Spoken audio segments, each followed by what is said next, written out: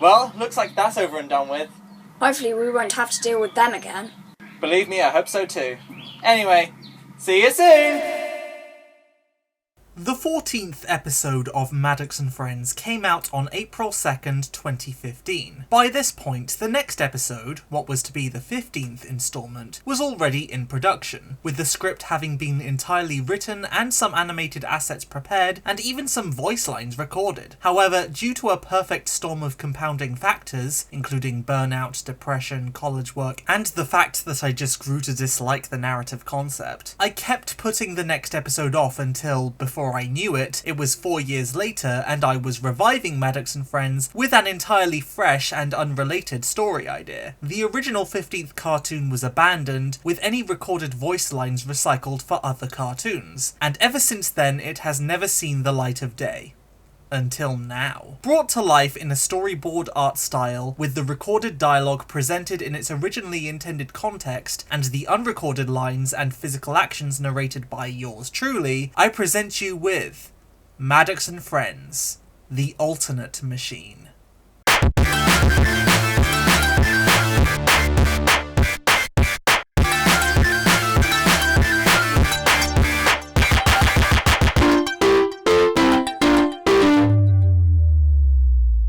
The episode opens, as usual, with Will and Adam on the run from an angry bull, though this time they aren't alone. Their entourage of Dan, George, Jamie, and Connor's llama are also caught up in the chase. They reach their usual spot that they run to on occasions like this, catching their breath. Will is the first to speak. If we get chased by this bull one more time, I'm seriously gonna have a word with the P. Risborough mayor about having it deported. Adam responds with frustration. Don't worry, it's always the same cycle. All we have to do is wait for the magical mystery rope to appear and pull it to drop the anvil, he says, calling out the standard formula. They wait, and the group's anxiety rises. Any day now! Taking a while, isn't it? Okay, where the hell is the rope? Adam shouts in panic. He begins frantically searching for the absent rope. Come on, Mr. Rope. Where are you? George points to the top of the building they're hiding behind. Hey, it looks like it got stuck up there. Oh, fantastic. Well, I can't reach it, Adam exclaims. Will responds quickly. Come on, Adam, we'll boost you up. Grab that rope, and quickly! Adam strains to grab the rope stuck on the roof of the building. Where's Slendy when you need him? Or Flimduck. Yeah, speaking of which, where is the Flame Duck nowadays? Adam successfully grabs the rope. I've got it! Adam, wait! Will shouts, but it's too late. Adam, in a fit of panic, has yanked the rope and dropped the anvil before the bull has even turned up. Damn it, child, what have you done? You pulled the thing too early. Duh. The bull has now reached their location and is advancing on them menacingly. The group of friends are backed against the edge of the world drop-off often seen in this area when it's come in handy before. Will, so done by this point, comments on the situation exasperatedly.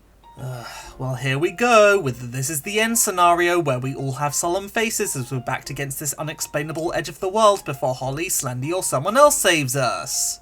I don't know how to tell you this, Will, but I don't think Holly knows we're in this situation. What? Dan's words are proven wrong though by the arrival of Holly and Slendy, the former of which cradling an interesting piece of machinery. You are mistaken, she exclaims, before using the machine to create a copy of the already fallen anvil, albeit a golden one, above the bull, where it proceeds to fall on it and crush it brutally. The situation has been resolved. Adam is impressed. Wow, Holly, how did you do that? Will follows up Adam's question with one of his own. And where were you and Slendy this whole time? And Flimduck. Who?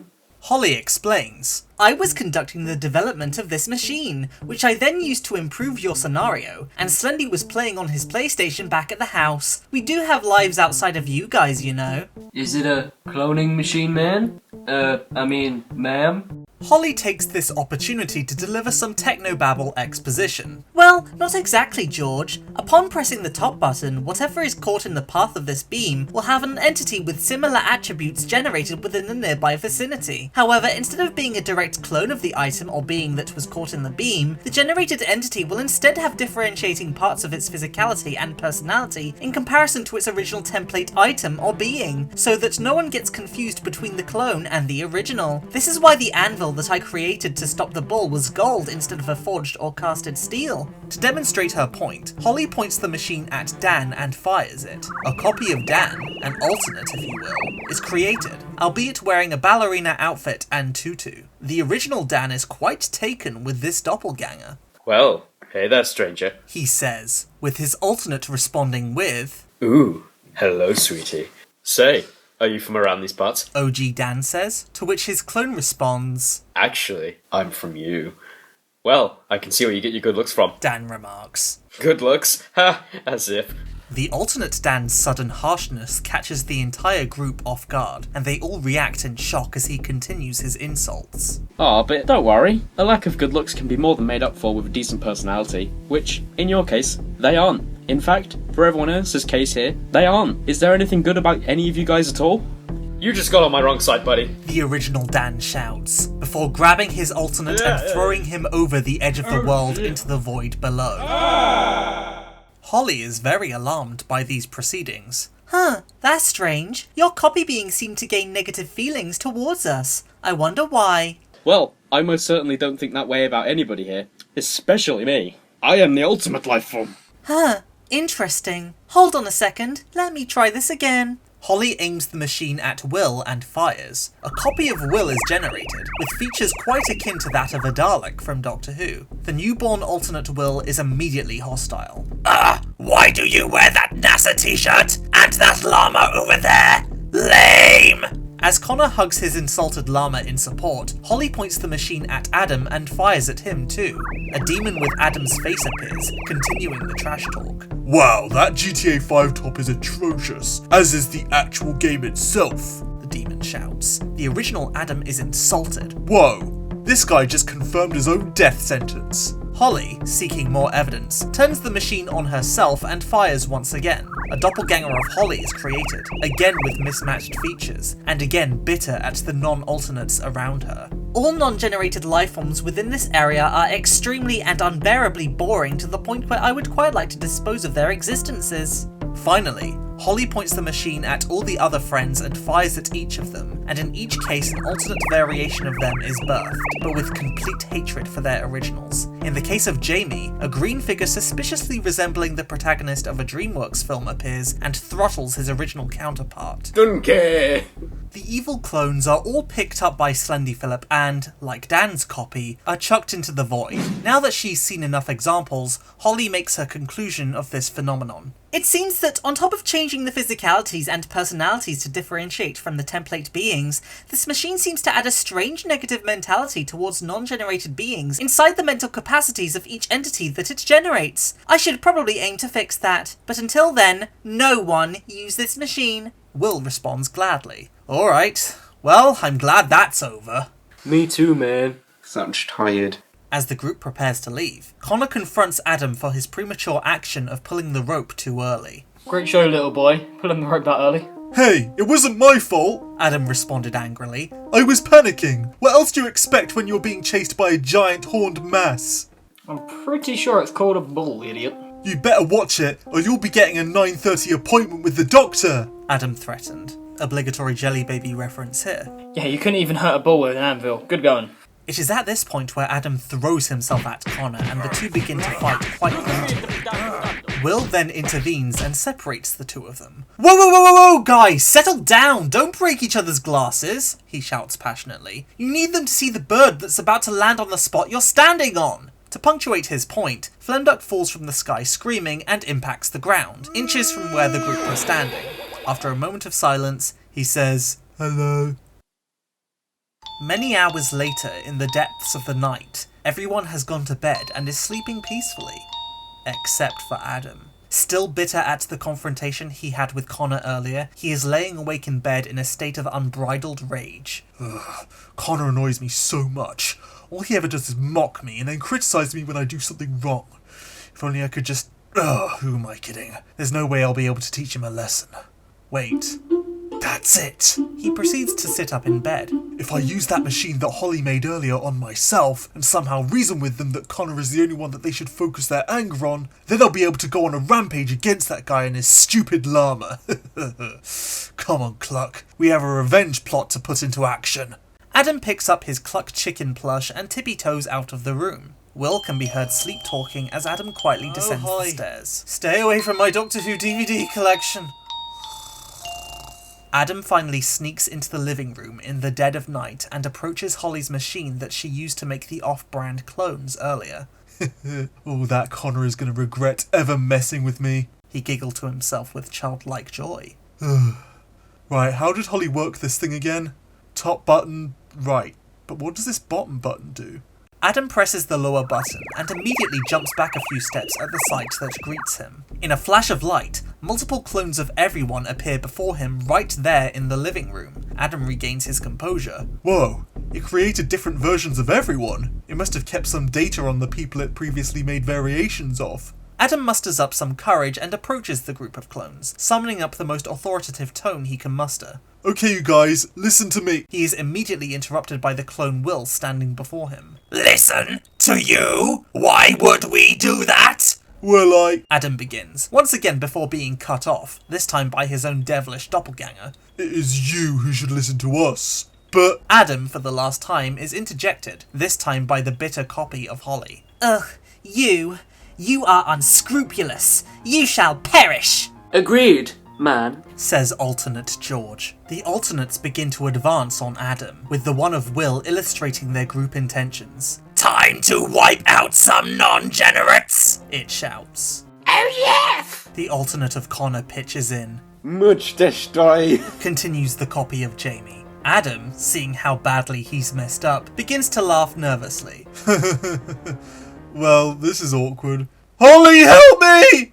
Adam's cries are answered by the approach of a sleepy Holly and Will entering the room. Ugh, what is it that is erroneous with your current physical and or mental state? Holly asks in a groggy state of mind. Adam awkwardly shuffles when responding to her question. I kinda, used the machine of yours to create an army so I could get back at Connor for being so rude at me, and I was going to convince them to only attack him when, the plan kinda backfired and now they want to slaughter me. Holly immediately loses her temper. You used the machine? She exclaims. Her anger is accompanied by Will's sarcasm. Well done, Adam. How about I give you a standing ovation for your A-star in not doing as you're told? The alternates advance on the three siblings, chiming into their conversation. Yes, he's pretty stupid, isn't he? That's why he must be destroyed, as must you. Adam shouts at his siblings in exasperation. Less talky, more walky. I'd think it'd be far more fitting to the current situation if we ran, Holly responds, before the three Maddoxes take off running. As they get to the front door, Holly turns to Adam once again. Wait a second, Adam. Did you also eat those cookies I left out on the kitchen side? Maybe. You imbecile, she bellows. Elsewhere in town, George can be seen settling down in his hippie bush, putting his dog Ted to sleep. Good night, Ted, man. Have a nice sleep, buddy. As he says this, an alternate George appears, wearing a top hat and generally sporting the appearance of a villain. Yes, and never wake up from it, it says. Wait, what? A clone? Come on, Ted, run, man! As George and Ted run away, we see Dan admiring his pet koala and its alternates, seemingly oblivious to the fact that those latter animals are out for blood. Oh, Keith, you're so cute. Oh, Keith, you're also so cute. Oh, you're cute too, Keith. And wait a minute. Ah, the koala has a knife! Dan shakes off the clone koalas and runs away, passing Jamie having a conversation with his own alternate. Oh no, it's a clone. Yeah, you must die now! What? Help me, I'm scared. The streets of P. Risborough are now in chaos as the alternates run free and cause carnage. As the friends dive for cover, they meet up with the Maddox siblings. Hey, Will says, before confirming, yes, it was Adam's fault. Connor is completely unsurprised. Oh really, I'm almost dying. Such a great shock to my system. This remark sparks Adam's rage once again. Do you know what? You were the reason why I made this happen in the first place. I wanted to raise an army just to teach you a lesson for being so rude. Will quickly intercedes. But Adam, think about it. Being rude is Connor's character trait. Without it, he'd not be as interesting of a character. Holly quickly takes control of the situation. Okay guys, we need to figure out a way to get rid of all of these generated beings. If they hang around, who knows what they'll do to us with all that hostility they possess. As she says this, Flemduck flies into view. He listens in on her conversation and responds. Nah, you know guys, I haven't been a big part of the cartoon story as of late. Maybe I could help? His remark is ignored. I agree. There must be something that we can do. Something really obvious and crucial to getting rid of these guys, but we're just missing it, Will says, responding to Holly and ignoring the obvious. Nah, guys? Hello? Adam also fails to notice the bird's assistance. I'm ducking trying as hard as I can to think of something, but I can't. The duck's presence finally registers for the Maddoxes. Oh. Before they know it, Flemduck is flying overhead, bellowing at the top of his voice in an attempt to get the attention of all the rampaging alternates. Come here, clones! You don't like non-clones, do you? Come get me!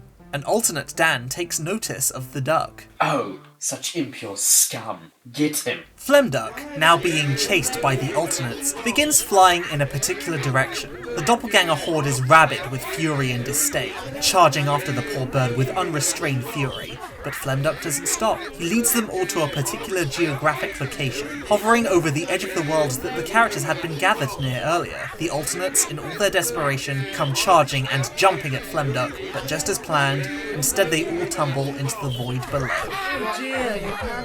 When all the clones are gone, Will emerges from hiding. Well done, Flemduck! I knew that edge of the world would come in handy someday. Well, I'm glad that situation's over, man. Yes, Will responds to George's remark as his siblings approach. He turns to Adam. So, what did we learn today, Adam? Adam, totally humiliated and humbled, responds in a resigned monotone. No matter how hard someone hurts your feelings, you should never stoop to their level because that makes you just as bad as them. Happy now? Well done, Adam, Holly butts in. See, now you've had some character development. Isn't that nice? Adam groans. Holly continues. Anyway, it's time that we all return to bed. 2 in the morning was a really good time to cause all this trouble, Adam. Anyway, come on guys. As her brothers and the friends head off, Holly turns to the camera for the closing words. See you soon.